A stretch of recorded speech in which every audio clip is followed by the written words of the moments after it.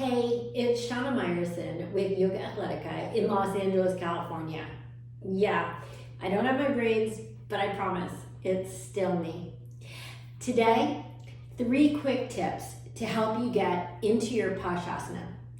This is assuming that you've already seen my original Pasasana video that goes into all the warm-ups and proper alignments.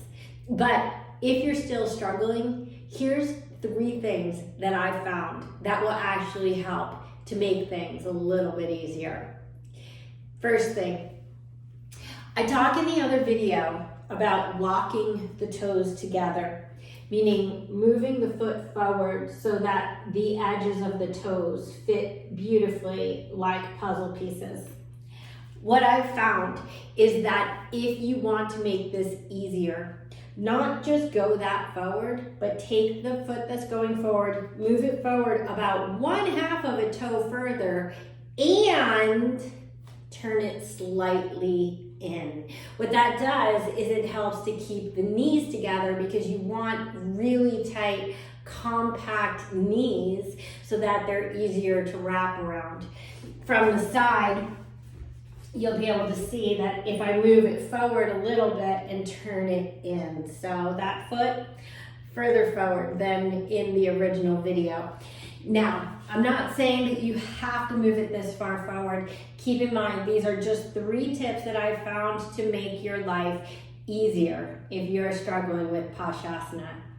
Number 2 is, in the previous video, I talk about moving right in by just twisting to the side.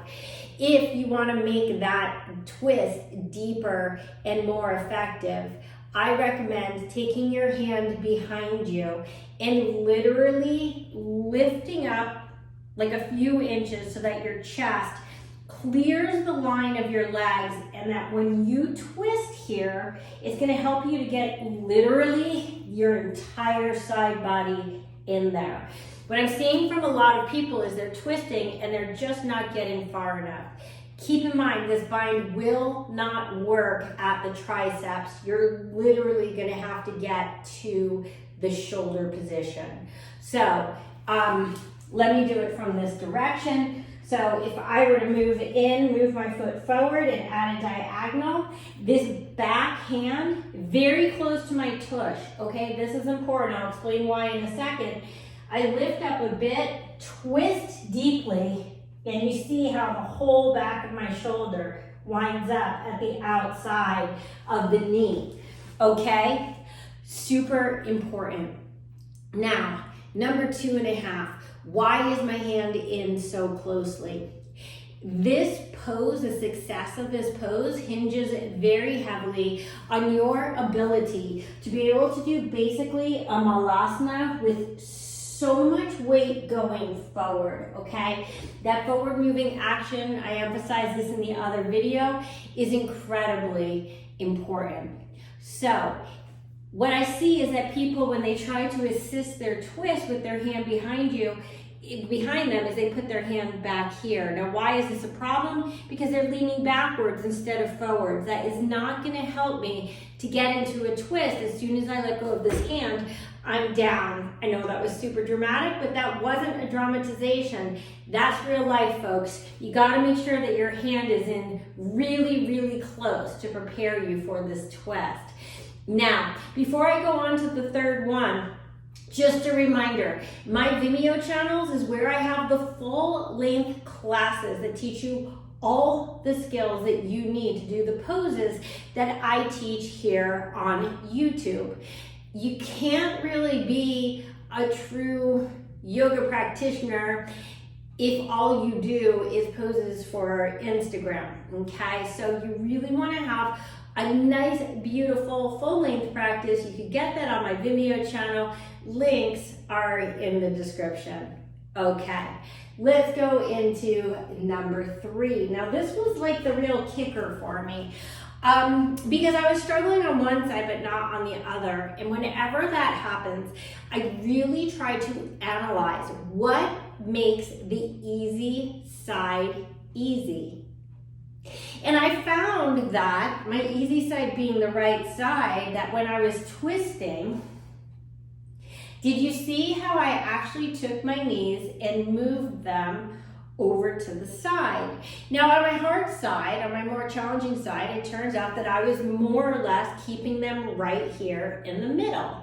And so when I pushed them over to the side, among other things, it really helped me to get that deeper twist so that the back of the shoulder could get fully in there. So let's review the 3 points that are going to help you beyond my original video. Make sure you watch the original video, guys. This is just the sequel. This is not all the information you need to master this pose.